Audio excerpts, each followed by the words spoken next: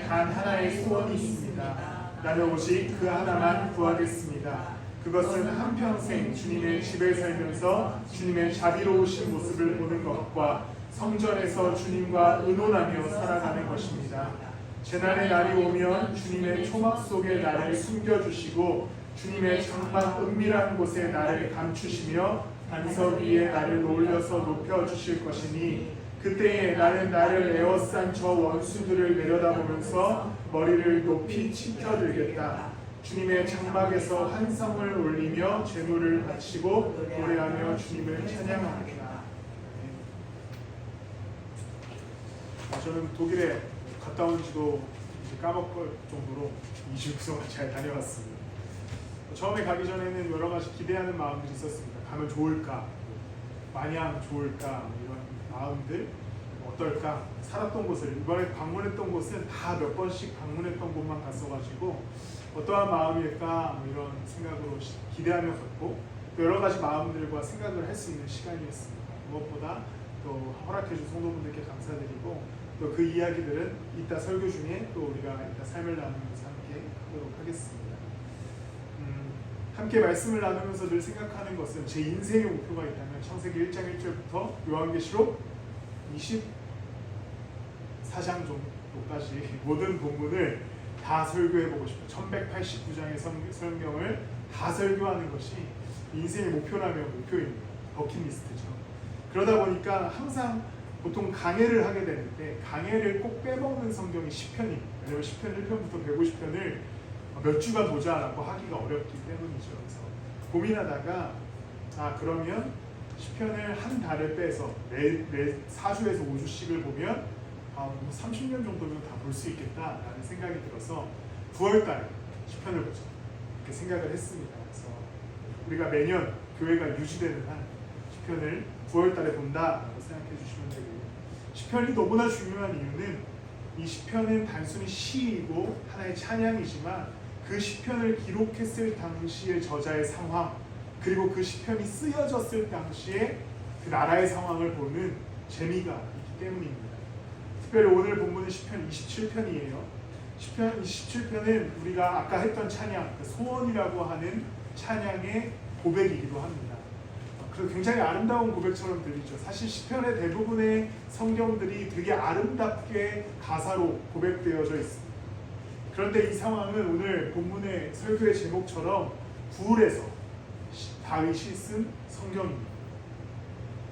다윗은 수없이도 도망자의 인생을 살아간 사람입니다. 첫 번째는 그의 앞선 왕이었던 사울에 쫓겨서 광야를 전전하면서 굴에 숨기도 합니다. 그리고 나서는 그 뒤에 그의 인생의 말년에는 압살롬이라고 하는 그의 아들이 그를 배반하면서 또 다시 한번 도망자의 인생을 살아가게 되죠. 도망자의 삶을 살았던 다윗은 많이 시를 고백합니다. 그러면서 20편, 27편은 아마도 사울에게 쫓겼을 때 그가 굴에 숨어들어서 했던 고백으로 보여지게 됩니다. 사무엘상 24장의 내용과 맞닿아 있는 성경이기 때문에 제가 중간에 설교하면서 사무엘상 24장 내용도 함께 좀 보도록 하겠습니다.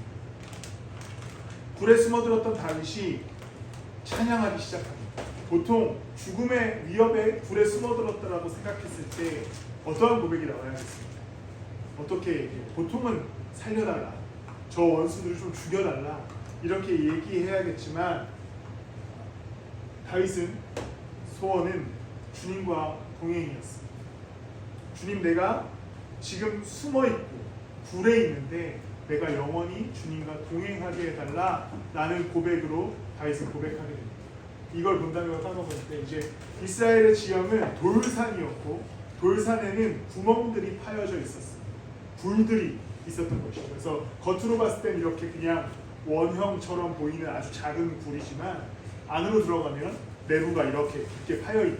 그래서 다윗은 광야 생활을 하면서 뭐 천막을 치고 지냈던 것이 아니라 광야의 중간중간에 있었던 이런 굴 속에서 생활하고 이곳에서 사람들과 함께 교제하고 세력을 만들어갔어요. 그래서 아둘람굴이라는 곳도 있었고요. 그래서 뭐 중간중간에 다윗의 이야기에 보면 이런 굴이 굉장히 중요한 역할을 하게 됩니다. 이 굴 안에서 다윗이 소원을 품습니다. 4절 말씀을 보면요, 주님, 나에게 단 하나의 소원이 있습니다. 나는 오직 그 하나만 구하겠습니다.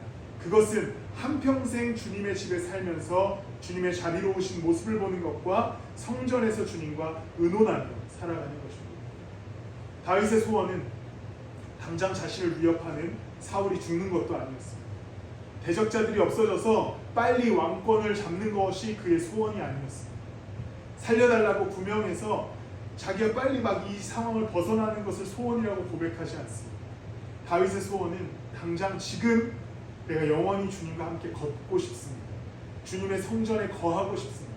한평생 주님의 집에 살면서 주님의 자비로운 모습을 보고 싶습니다. 라고 고백하는 것이 다윗의 소원이었습니다. 대적자들이 다윗을 에워싸고 있었습니다. 다윗을 죽이기 위해서 혈안이 된 사람들이 다윗의 굴에 찾아 들고 있었던 상황이었죠. 그때 다윗의 소원, 주님 내 평생이 주님과 함께하고 싶습니다. 사실 이 소원이 어떻게 보면 살려달라고 하는 소원과 같은 것이죠. 내가 주님과 평생 동행하고 성전에 머물면서 주님과 함께 걸어가길 원하니까 나를 살려달라고 하는 고백과 같은 것일 겁니다. 우리의 삶도 에워싸움을 당하는 경우들이 있습니다. 삶의 문제, 또 세상의 일들, 수많은 관계, 그리고 사람들, 나를 해치려고 하는, 실제로 육신에 아까 전에 주영이 이걸로 칼부림하는 사람들을 때리겠다고 했지만 실제로 그런 일들이 벌어지기도 하지만 대부분의 이제 관계, 감정적인 문제들로 우리의 삶을 힘들게 하는 일들이 있습니다. 그때 어두운 굴에 들어가듯이 우리도 다윗이 굴에 숨어들었던 것처럼 우리 인생의 굴에 들어가서 머물 때가 있습니다. 그때 우리가 해야 하는 기도, 우리의 소원은 이것과 같이 돼야 되는 것이죠. 주님, 내가 지금 이러한 굴에 들어왔지만, 내가 어렵고 힘들지만, 내가 관계 때문에 무너졌지만 일단은 내 소원은 하나님께 예배하는 것입니다. 내 소원은 일단은 하나님, 내 이 상황 속에서 하나님과 영원히 걷게 해달라는 기도가 우리 가운데 필요한 것이죠.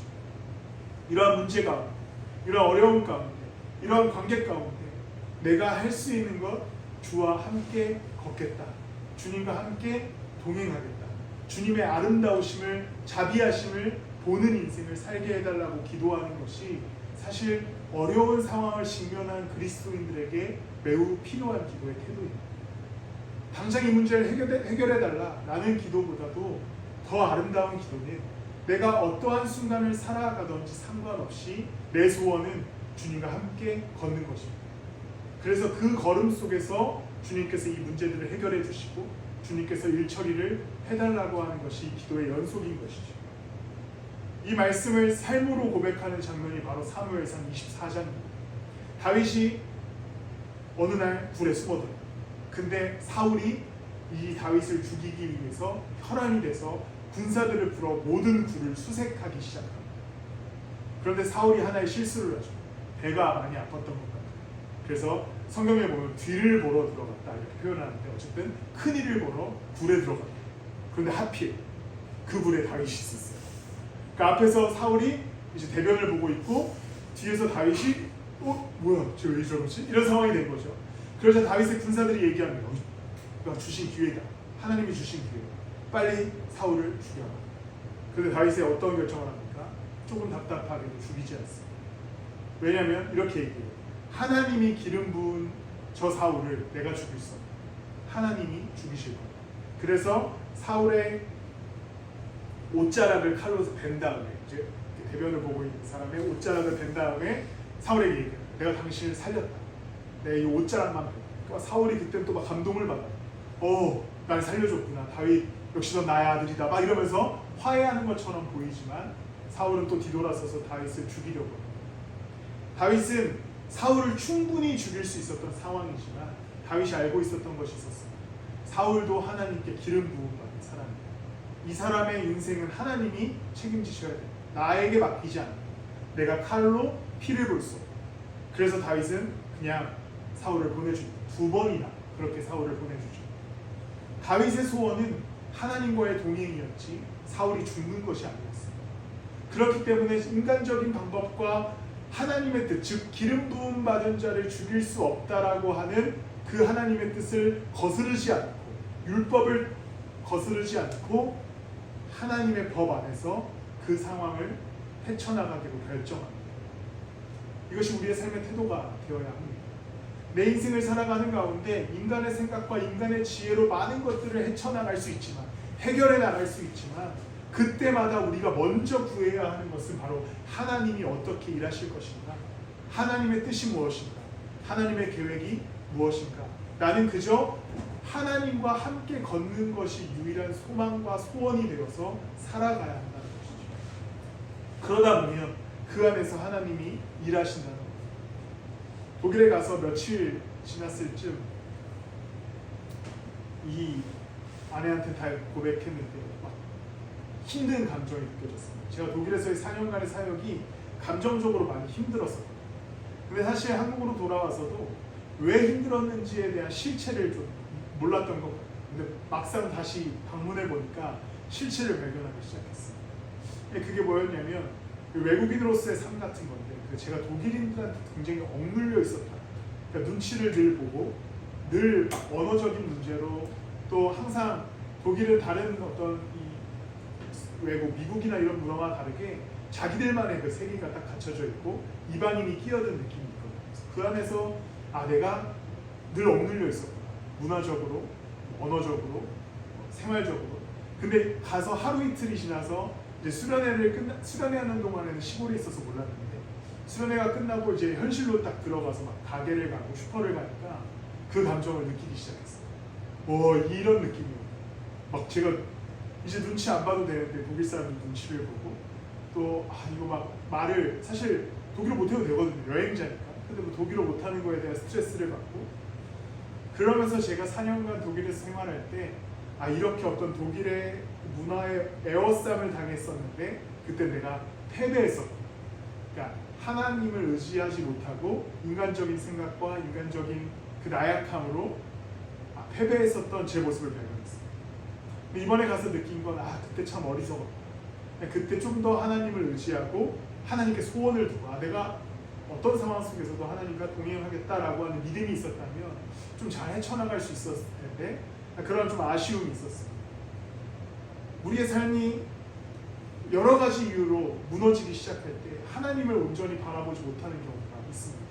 만약에 다윗이 이성을 잃고 앞에서 화장실을 갔던 사울을 칼로 그냥 빠르게 찔렀다면 다윗의 삶이 빨리 풀렸을 거로 생각될 수도 있습니다. 그러나 다윗은 그때 소원, 오직 하나님을 바라보고, 하나님의 뜻이 어딘가, 내가 죽이는 게 하나님의 뜻이 아니다, 이 사람의 인생은 하나님께 맡겨야 합니다. 그래서 다윗은 그 자리에서 주님과 동행하기로 결정합니다. 우리의 인생에 찾아오는 수많은 일들, 나를 가두는 굴들, 그리고 나를 에워싸는 대적들 앞에 당장 인간적인 방법으로 해결할 수 있지만 우리가 해야 하는 일은 하나님께 소망을 두는 것이죠. 나는 하나님과 동행하기로 결정했으니 이제 이 모든 일을 하나님께서 해결해 주시기를 부탁하고 의탁하는 것이죠. 그리고 나는 말씀대로 하나님을 따라 살아가는데 우리의 인생의 소원이 부어져야 되는 것입니다. 그리고 나서 다윗의 인생을 뒤에 보면 결과적으로 하나님께서 이끄셔서 정말 다윗의 고백대로 그는 성전에 머물러 살아가게 됩니다. 그리고 우리가 함께 봤던 이제 9월부터 시작된 열왕기상 말씀을 보면 그가 실제로 성전에서 노년을 마주하게 되죠. 그러나 사울은 어떻습니까? 훗날 그의 사울의 인생을 보면 전쟁을 하다가 죽음을 맞이합니다. 심지어 어떻게 죽냐면 이제 점점 전쟁에서 궁지에 몰려요. 사울이 자결을 선택합니다. 근데 스스로 죽을 수가 없죠. 그 당시에 총이 있는 것도 아니고. 그래서 옆에 있는 신하에게 부탁합니다. 날 좀 죽여달라. 그러니까 신하가 난 왕을 못 죽입니다. 그러자 이제 칼을 바닥에 꽂아놓고 자기 몸을 엎드려서 스스로를 삶을 이제 끝내는 모습을 발견합니다. 다윗은 끝까지 하나님께 소망을 둡니다. 하나님께서 이 일을 해결하실 것이다. 그리고 나는 그와 동행할 것이다. 결국 그렇게 할 때 다윗의 삶은 굴에서 벗어나 하나님의 성전에 머물게 됩니다. 우리 인생에 있는 이 수많은 순간들 언제나 소원을 품으십시오. 그 소원은 내가 주님과 동행하겠다라고 하는 소원입니다. 그럴 때 하나님께서 나와 동행하시기 위해 내 삶을 가로막는 문제들을 해결하여 주실 것입니다. 이 문제가 내가 주님과의 동행을 가로막는다면 주님이 친히 역사하셔서 그 문제들을 해결하시고 우리와 동행하게 하실 것입니다.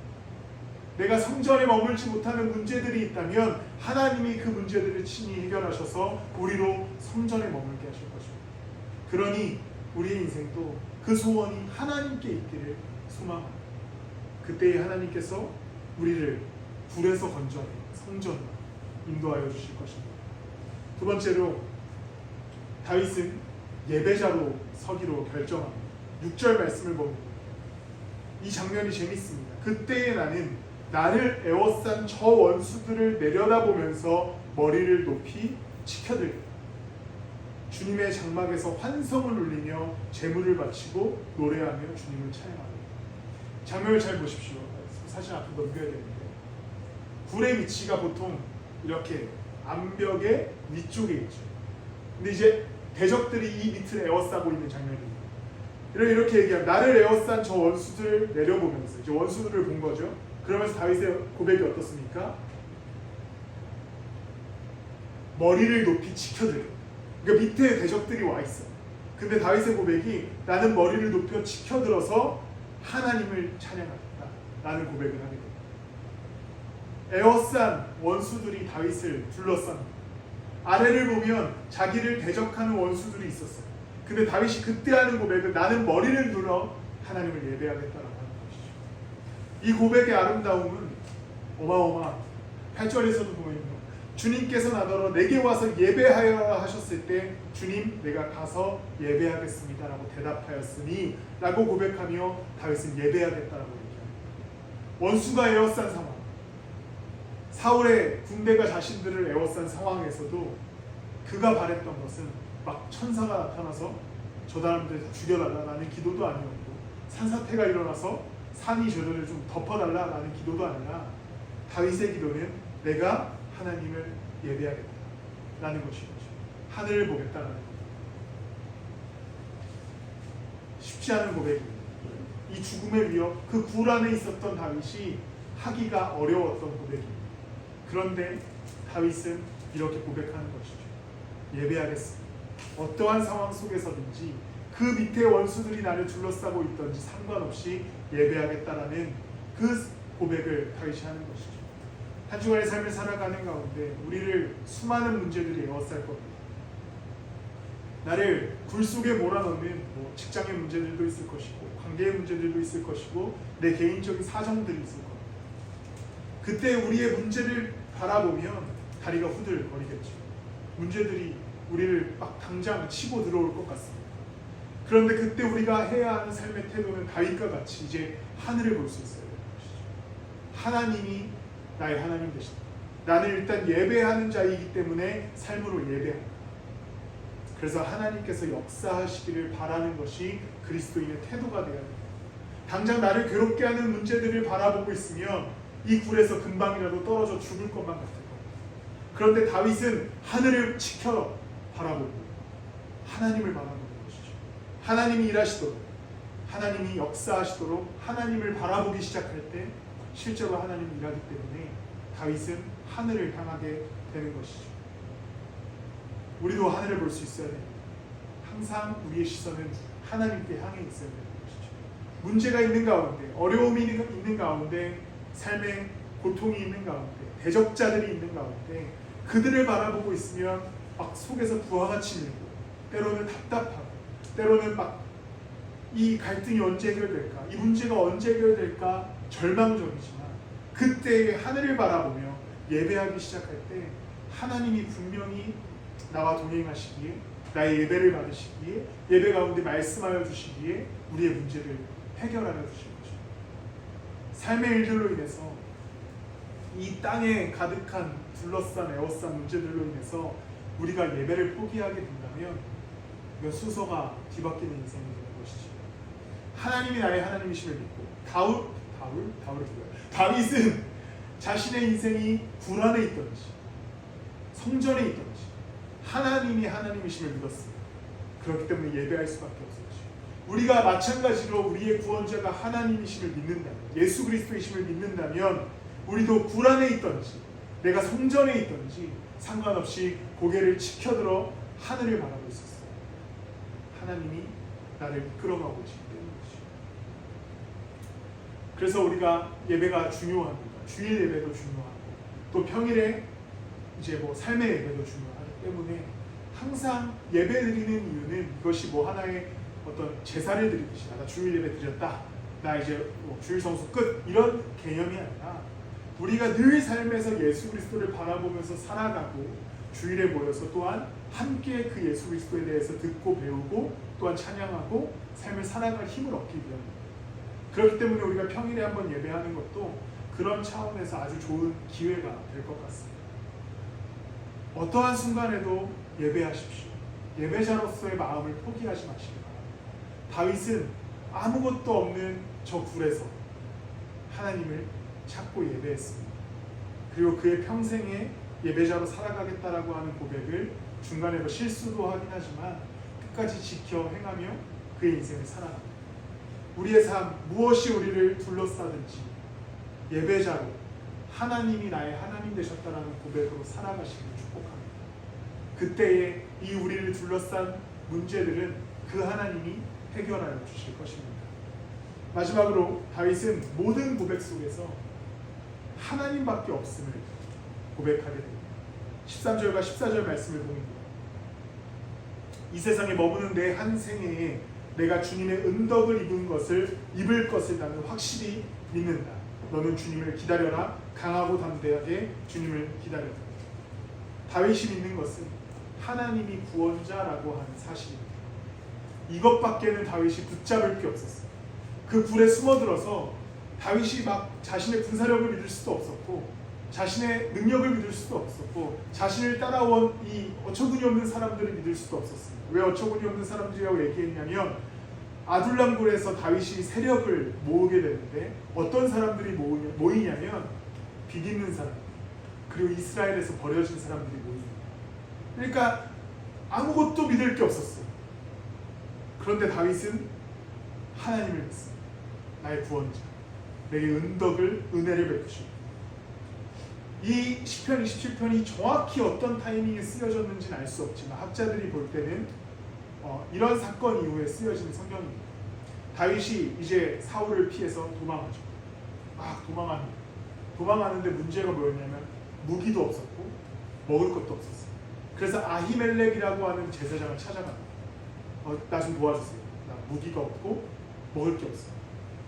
그러자 이 사람이 뭘 주냐면 골리앗의 칼을 주게 됩니다. 그리고 빵을 5덩이인가를 주게 되죠. 그렇게 다시 도망갑니다. 그걸 좀 얻어서. 근데 그 다음 왕을 만나서 또 도와달라고 얘기하는데 이 왕은 다윗을 도울 생각이 없었어요. 그래서 어떻게 하냐면 다윗이 미친 척, 미친 사람을 적어합니다. 그래서 그 왕이 아예 미친 애구나, 그냥 보내주자. 그래서 다윗이 겨우겨우 목숨을 살게 됩니다. 그런데 소식이 들려와요. 자신을 도왔던 아히멜렉 제사장과 그 집안이 사울에 의해서 전멸당했다는 소식을 듣게 됩니다. 다윗의 인생의 상태가 어떻겠습니까? 손에 쥐어진 것은 없고 자신을 도왔던 사람들은 사울에 의해서 다 전멸당합니다.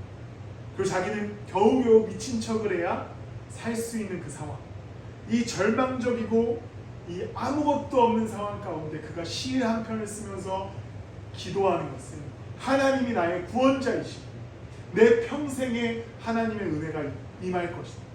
그래서 나는 기다린다. 이렇게 고백을 하고 있는 장면입니다.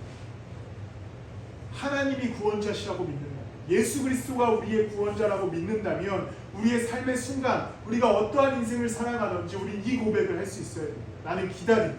주님이 내게 은혜를 베푸실 것이기 때문에 나는 강하고 담대히 기다린다. 이 믿음은 굉장히 중요합니다. 예수 그리스도께서 십자가에서 우리를 구원하여 주셨다라고 하는 이 믿음은 단순히 죽으면 천국 간다 이 믿음을 넘어서 전인격적인 구원이기 때문에 오늘 나의 삶에 역사하여 주시고 동행하여 주시고 그리고 나를 이끌어 가신다라고 하는 믿음입니다. 이 세상에 믿을 게 하나 없다면 그리스도가 나의 구원자 되심을 믿으십시오. 어떠한 순간에도 그 상황을 믿는다면 우리는 하나님밖에 없기에 하나님께서 분명히 역사하여 주실 것입니다. 일하여 주실 것입니다. 그렇게 살아가는 여러분들이 되시기를 예수 그리스도의 이름으로 축복합니다. 불안해 계시다. 불안해서 어둡게 어떻게 살아가야 될지를 아니면 어떻게 이 문제를 해결해야 될지를 모르는 상황이라면 하나님을 찾으실 때입니다. 하나님께서 분명히 일하여 주실 겁니다. 불안해서 하나님을 찾는 은혜를 누리시기를 바랍니다. 불안해서 어두움 때문에 무너지는 인생이 아니라, 아니면 잘못된 선택을 하는 인생이 아니라, 불안에서도 하나님을 붙들어서 담대히 걸어가는 그러한 인생이 되시기를 예수 그리스도의 이름으로 축복합니다. 말씀을 마무리합니다. 삶은 자주 우리를 불에 거하게 하시고, 문제가 그렇고 또 사람들이 그렇습니다. 헤쳐나갈 수 없는 문제들이 나를 불안에 가둬놓고 나를 몰아넣습니다. 그런데 우리는 인간의 지혜와 인간의 방법으로 살아가는 인생이 아니기에 이제 불안에 있다면 하나님을 붙들 수 있어요. 내가 예배하겠습니다. 하나님과 동행하겠습니다. 그러니 하나님께서 이 문제들과 상황들을 해결하여 주십시오. 그 믿음으로 우리가 포기하지 않고 내가 굴 속에 있더라도 말씀을 읽고 의지하고 살아가고, 그리고 예배하고 예배의 자리를 놓치지 않고 하나님을 찬양하기 시작할 때 이제 주인 되신 하나님, 우리에게 은덕을 베푸시는 하나님이 우리의 삶의 문제들을 해결하여 주실 것입니다. 깊은 굴에 계시더라도 밝은 예수 그리스도를 붙드시는 여러분들이 되시기를 예수 그리스도의 이름으로 축복합니다.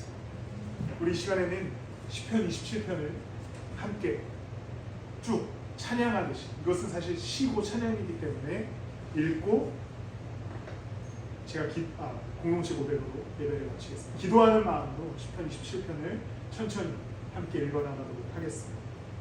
시작. 주님이 나의 빛, 나의 구원이신데 내가 누구를 두려워하랴. 주님이 내 생명의 피난처이신데 내가 누구를 무서워하랴. 나의 대적자들, 나의 원수들, 저 약한 자들이 나를 잡아먹으려고 다가왔다가 비틀거리며 넘어졌구나.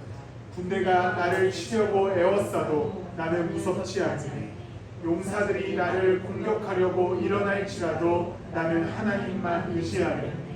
주님, 나에게 단 하나의 소원이 있습니다. 나는 오직 그 하나만 구하겠습니다.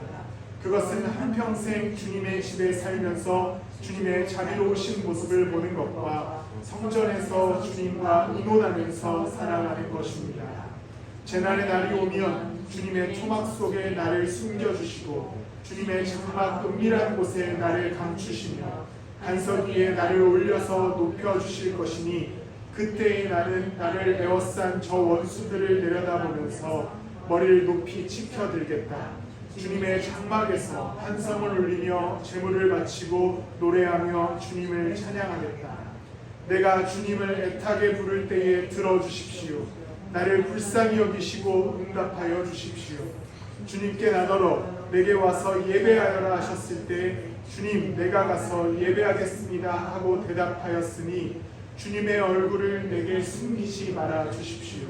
주님의 종에게 노하지 마십시오. 나를 물리치지 말아 주십시오. 주님은 나의 도움이십니다. 나를 버리지 마시고 외면하지 말아 주십시오. 주님은 나를 구원하신 하나님이십니다. 나의 아버지와 나의 어머니는 나를 버려도 주님은 나를 돌보아 주십니다. 주님, 주님의 길을 나에게 가르쳐 주십시오. 내 원수들이 엿보고 있으니 나를 안전한 길로 인도하여 주십시오. 그들이 거짓으로 증언하며 폭력을 휘둘러서 나에게 대항해 오니 내 목숨을 내 원수의 뜻에 내맡기지 마십시오. 이 세상에 머무는 내 한 생애에 내가 주님의 은덕을 입을 것을 나는 확실히 믿는다. 너는 주님을 기다려라. 강하고 담대하게 주님을 기다려라.